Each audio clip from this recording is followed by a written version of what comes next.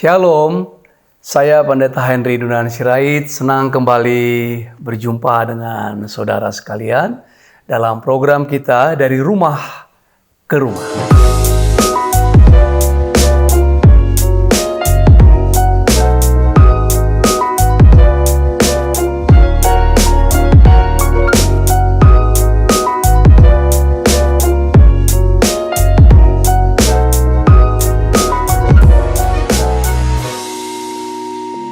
Dengan saya Pendeta Henry Dunan Sirait dalam program kita dari rumah ke rumah, dan hari ini kita masih berada pada topik besar hal-hal yang lebih baik, dan episode kali ini kita berbincang tentang lebih baik satu hari di pelataran rumah Tuhan.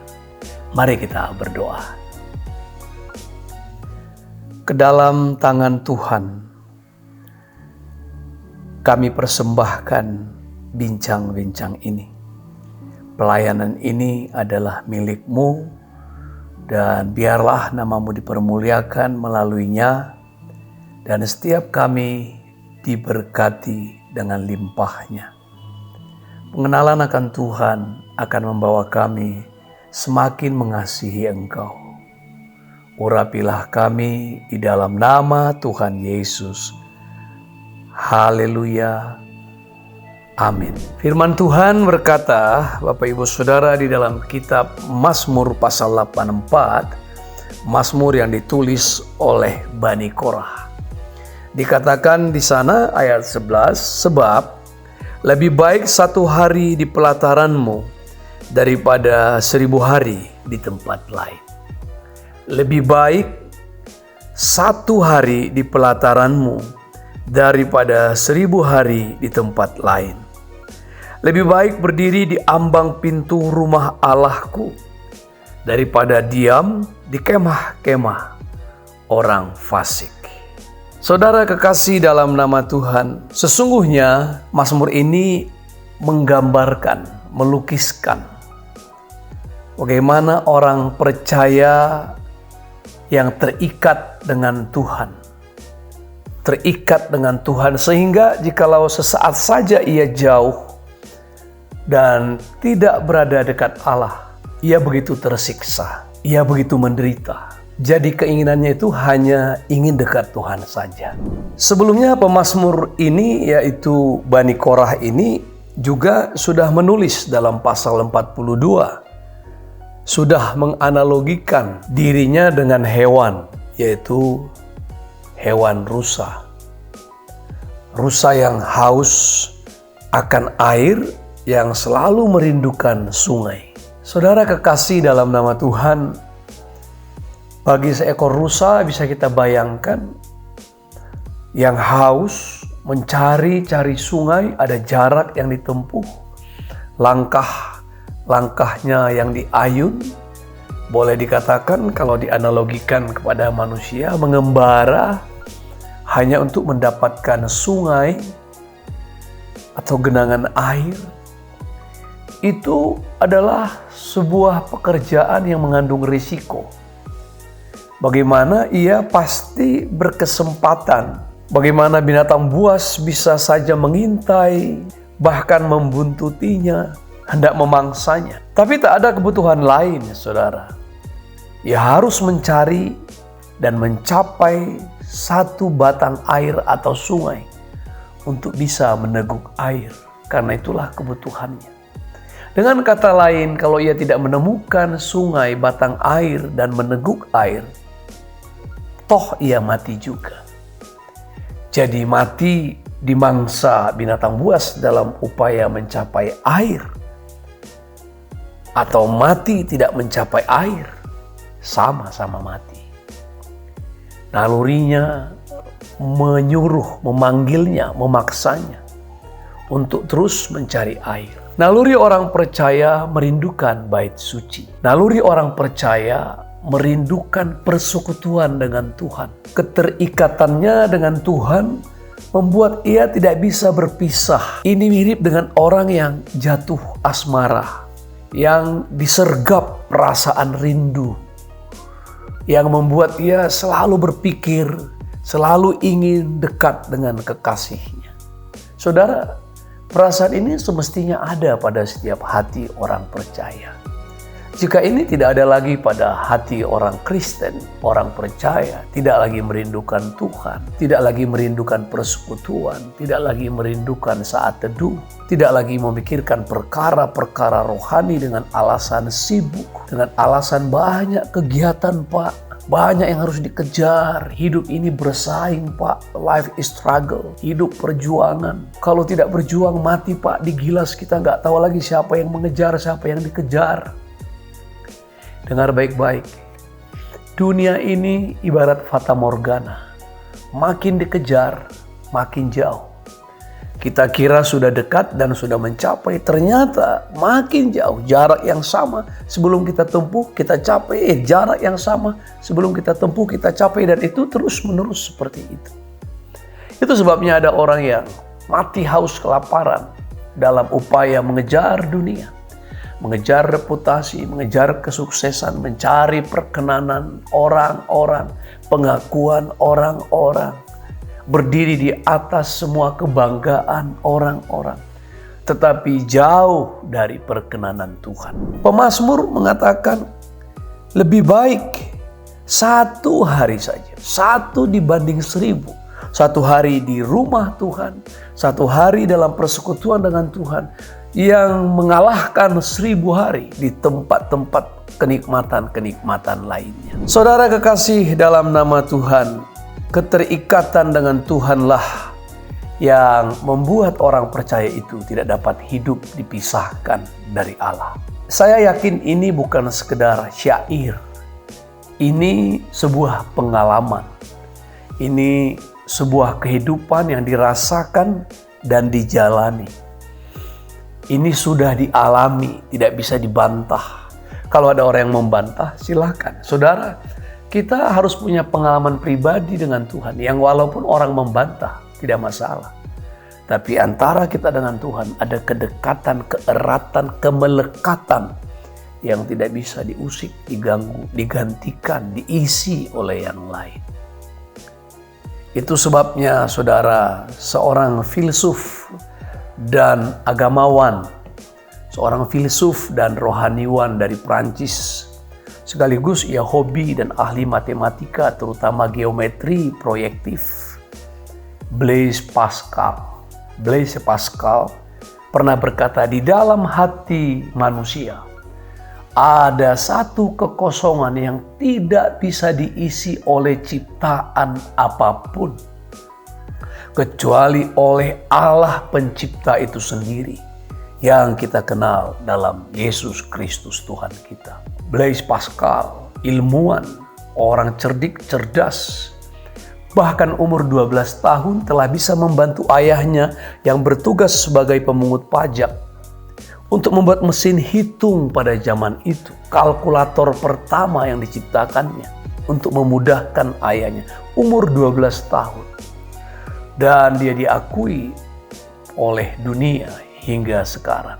Tapi dia berkata, tidak ada kepuasan di luar Tuhan. Ada hole, ada kekosongan di dalam jiwa setiap manusia yang kalau diisi dengan kesuksesan, reputasi, harta, kekayaan, karir, dan kebahagiaan dunia tidak bisa penuh. Orang selalu ingin mencari, kecuali oleh Allah Sang Pencipta itu sendiri, yaitu Yesus Kristus Tuhan kita. Ini adalah sebuah pertanda, saudara, bahwa sesungguhnya manusia menemukan hakikat dirinya adalah jika ia terikat kepada Tuhannya. Kita ini tidak apa-apanya kalau kita lepas sendiri dari Tuhan. Diri manusia itu menjadi benar hanya jika dia mampu mengalami Tuhan. Saya ulang, diri manusia itu menjadi benar hanya jika dia mampu mengalami Tuhan, menikmati Tuhan, dikenyangkan dan dipuaskan dengan nyata, seperti meminum air dan seperti memakan makanan. Jangan heran saudara kalau Yesus berkata juga di dalam perjanjian baru, dalam Yohanes pasal 4, padaku ada makanan yang tidak kamu kenal. Yesus mau katakan, ada kepuasan lain di dalam hidupku yang tidak tergantung kepada semua material, semua benda-bendawi, material things, apa-apa yang diciptakan. Makananku ialah melakukan kehendak Bapa dan menyelesaikannya. Murid-muridnya heran, bingung. Siapa yang memberi dia makan? Saudara, artinya Yesus seakan-akan berkata, kalau kamu tidak mengalami Tuhan seperti aku mengalaminya, kamu juga tidak mungkin mengenal makanan yang aku maksudkan. Itu sebabnya saudara, perkara-perkara rohani harus dipahami secara rohani. Dan orang kalau tidak mengesampingkan kemah-kemah orang fasik, meninggalkan tempat-tempat lain yang 1000 hari dinikmati, hanya untuk mencari 1 hari di hadapan Tuhan, adalah percuma. Saudara, apa sih bandingannya 1000 hari dengan 1 hari? Firman Tuhan mengajarkan kepada kita dalam konteks hari Sabat hanya 1 hari saja dari 7 hari. 6:1, saudara. Dan Allah ingin meminta 1 hari itu bagi Tuhan. Saya tidak mengatakan kalau kita sudah mempersembahkan 1 hari, hari Minggu, lalu hari-hari lain bisa sesuka-suka kita. Tetapi orang yang benar dalam persekutuannya 1 hari dengan Tuhan akan menjalani hari-hari yang lain dalam kebenaran dan cinta kepada Tuhan. Ini bukan persoalan agama, saudara. Sekali-kali tidak. Kekristenan tidak boleh dipahami dengan konteks agamawi. Ini bukan perihal akidah dan mengenal syariat-syariat, aturan-aturan, hukum-hukum. Tidak, saudara. Tidak sama sekali. Ini soal kedekatan dengan Tuhan dan bagaimana memahami hati Tuhan. Ini tentang seluruh kehidupan yang merindukan persekutuan dengan Tuhan. Hingga ada perasaan iri terhadap burung-burung pipit, burung-burung layang-layang, dan mendapatkan kenyamanan. Dikatakan dalam ayatnya yang keempat, bahkan burung pipit telah mendapat sebuah rumah, burung layang-layang sebuah sarang, tempat menaruh anak-anaknya pada mesbah-mesbahmu ya Tuhan semesta alam, ya Rajaku dan Allahku. Allah semesta alam, Yehova Sebaot. Saudara kekasih, perhatikan baik-baik. Kalau burung pipit saja tahu bahwa di dalam rumah Tuhan dia nyaman, aman menaruh anak-anaknya, masakan manusia yang diberikan hikmat dan akal budi tidak mengerti bahwa di hadapan hadirat Tuhan ada ketentraman, ada damai sejahtera.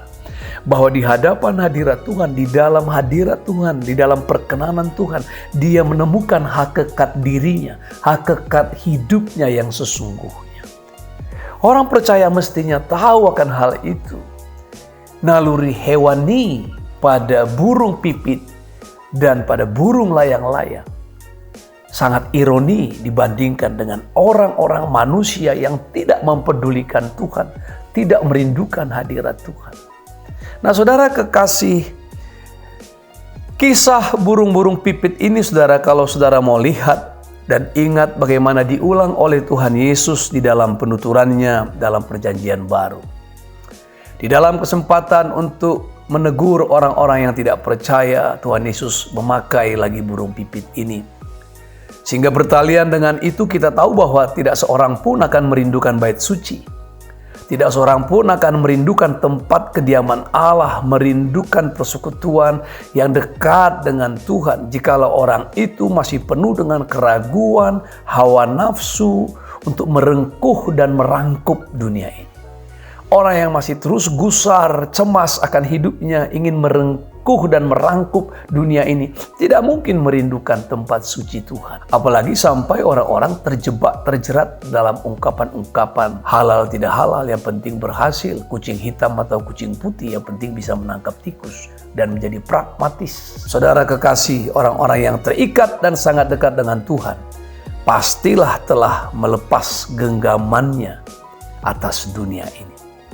Pastilah telah mengalihkan pandangannya dari dunia ini kepada puncak-puncak bait suci dan kemegahan Tuhan di atasnya. Yang saya maksudkan bukan gereja, saudara, bukan gedung-gedung gereja, bukan kapel-kapel, bukan katedral-katedral. Yang saya maksudkan bukan sekedar menara gereja, melainkan segala kekayaan rohani yang ada di dalam Tuhan yang tersedia di hadiratnya. Di dalam seluruh pasal ini disebutkan berkat-berkat itu. Ada kebahagiaan, ada kekuatan yang bersumber dari Tuhan. Bahkan dikatakan di dalam ayatnya yang ke-7, apabila mereka melintasi alam baka, lembah baka, mereka membuatnya menjadi tempat yang bermata air. Saudara, orang-orang yang menangis dalam melakukan ziarah kerinduannya kepada Tuhan, air mata dirubah menjadi mata air. Doa-doa yang dikabulkan, doa-doa yang didengar. Dikatakan dalam ayat 9, ya Allah semesta alam, dengarkanlah doaku. Pasanglah telinga, ya Allah Yakub, dengarlah doaku. Doa yang dikabulkan adalah berkat, kasih dan kemuliaan. Tidak dihinakan hidup orang yang mencari Tuhan, karena dosalah sesungguhnya yang menghinakan hidup manusia. Seperti firman Tuhan berkata, dosa menurunkan derajat bangsa, tetapi kekudusan hidup yang tidak bercela menaikkan derajat bangsa, mengangkat harkat, martabat manusia, memanusiakan manusia yang telah jatuh menjadi seperti binatang jalang pada zaman kejatuhan di Taman Eden, dimanusiakan kembali dalam persekutuannya dengan Tuhan di dalam Yesus Kristus Tuhan kita. Saudara, kalau Tuhan sudah memaparkan ironi burung pipit dan burung layang-layang, mestinya kita tahu betapa berharganya kita bagi Allah dan didambanya untuk selalu ada di dalam persekutuan dengan dirinya, agar kita bisa menemukan hakikat diri dan kehidupan kita yang sejati. Masih dari saya, Pendeta Henry Dunan Sirait, dalam program kita dari rumah ke rumah. Sampai bertemu kembali pada episode berikutnya. Shalom, Tuhan Yesus memberkati kita semua. Haleluya.